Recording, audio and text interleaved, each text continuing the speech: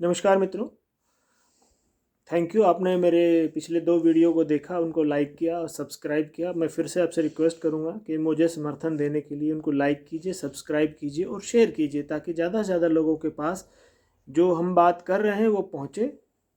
आज हम बात करेंगे पाकिस्तान के बारे में। पाकिस्तान जो हमारा एक पड़ोसी देश है, जिसके बारे में हम सब जानते हैं कि भारत का जब बंटवारा हुआ था, पाकिस्तान 1947 14 अगस्त 1947 को बना था।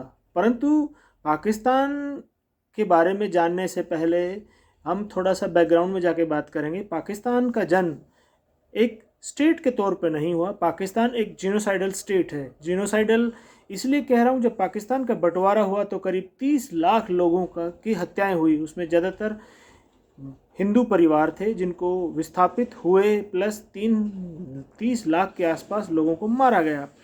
उसमें मरने वाले जो जनसंख्या थी वो पंजाब, सिंध और बांग्लादेश, जो आज का वर्तमान बांग्लादेश है, वहाँ से विस्थापित होके आए थे और उनको 30 लाख लोगों को मारा गया था।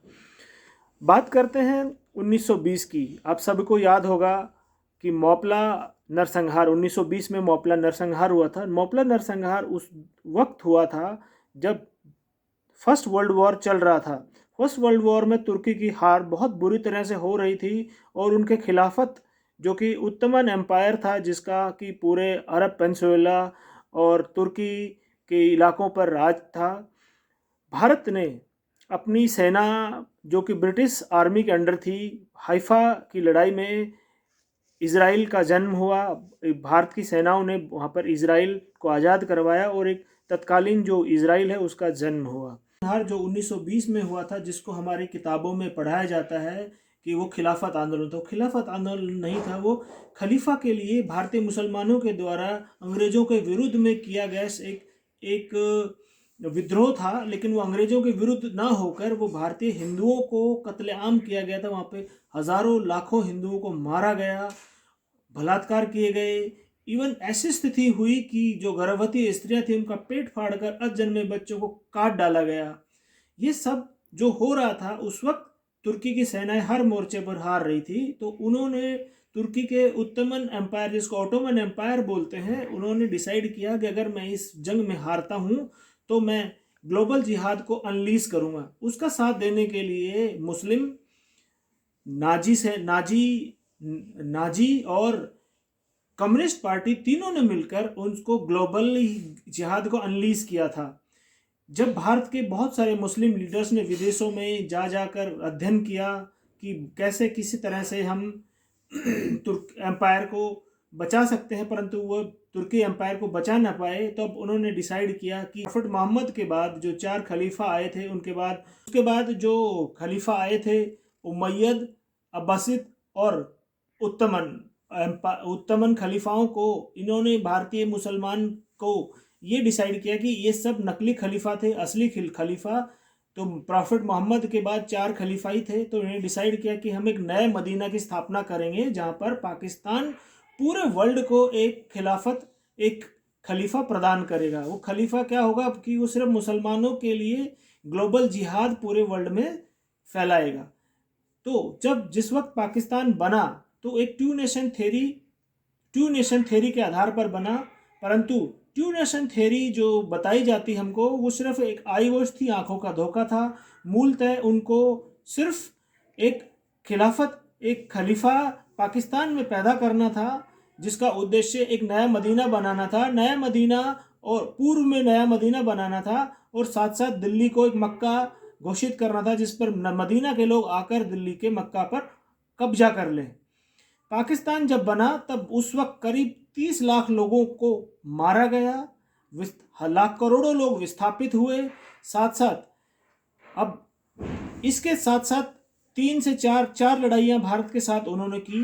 इसमें बहुत सारी चीज़ें मैं आपको बताऊंगा तो वीडियो बहुत लंबा होगा, परंतु मैं एक चीज़ बताना चाहता हूँ। अभी कुछ दिनों पहले ही पाकिस्तान ने नई सिक्योरिटी पॉलिसी जारी की है, जिसमें उन्होंने कहा है कि हम अपने देश की इकोनॉमी को ठीक करेंगे।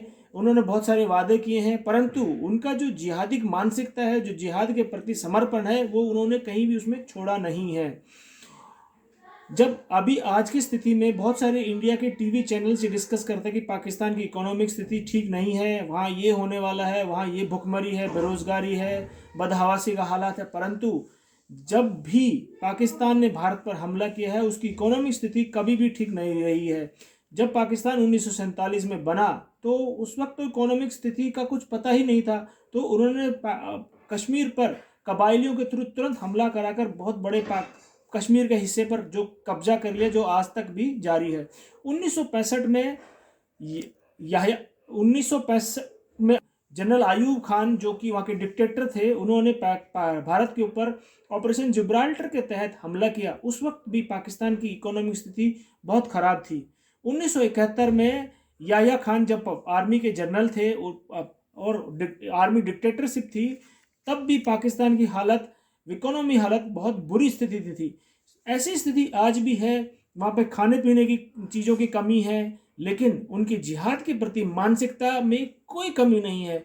हर व्यक्ति, हर राष्ट्र ये सोचता है कि एक संप्रभु राष्ट्र होगा, वो अपने वेलफेयर स्टेट होगा, अपने लोगों के लिए काम करेगा, परंतु पाकिस्तान में कभी भी ऐसा कुछ नहीं रहा, ना कभी रहेगा। भारत के थिंक टैंक हमेशा पाकिस्तान को एक नेशन के तौर पर देखते हैं, परंतु मैं ये कहता हूँ, बहुत सारे बुद्धिजीवी ये लोग कहते हैं कि पाकिस्तान को एक नेशन के तौर पर देखना सबसे बड़ी मूर्खता होगी। उसको एक नेशन के तौर पर ना देखा जाए। पाकिस्तान एक आइडिया है जिसका मुख्य उद्देश्य ग्लोबल जिहाद को अनलीश करना है, और इस ग्लोबल जिहाद का जब 1920 में सोचा गया था, तब सबसे पहले ईरान, अफगानिस्तान और भारत के मुसलमानों को इस ग्लोबल जिहाद को अनलीश करने के लिए एज ए टूल के तौर पर इस्तेमाल किया गया था। वो टूल को एज ए नर्चर किया गया। आज तक पिछले 100 साल से आज तक उनको इसी तरह से नर्चर किया गया है कि पाकिस्तान ग्लोबल जिहाद को पूरे वर्ल्ड में एक्सपोर्ट कर सके। अब भारत के लोगों को सोचना है कि वो पाकिस्तान को एक राष्ट्र के रूप में सोचते हैं या पाकिस्तान को एक जिहादी स्टेट या जेनोसाइडल स्टेट के रूप में सोचते हैं, क्योंकि वहाँ पर आज भी हिंदुओं का नरसंहार जारी है, कश्मीर में नरसंहार जारी है। उन सब के पीछे पाकिस्तान एक नेशन नहीं, पाकिस्तान एक आइडिया है। अब मैं आपके ऊपर छोड़ता हूँ ये सारी बात कि आप पाकिस्तान को किस नज़रिए से देखते हैं और कैसे भारत सरकार से गुजारिश कर पाएंगे सब मिलकर कि पाकिस्तान को किस नज़रिए से देखना है। अगर पाकिस्तान को हम एक नेशन के तौर पर देखते रहे तो ये हमारे जीवन की, हमारे आने वाली नस्लों के लिए एक अभिशप्त रात की तरह रहेगा। परंतु अगर पाकिस्तान को हम एक आइडिया, एक जेनोसाइडल स्टेट के रूप में देखते हैं तो हम उसको काउंटर करने के लिए अपने नैरेटिव बिल्ड कर सकते हैं और उसी तरह की पॉलिसीज़ भारत सरकार बनाकर उनको काउंटर कर सकती है। बहुत बहुत धन्यवाद। Thank you.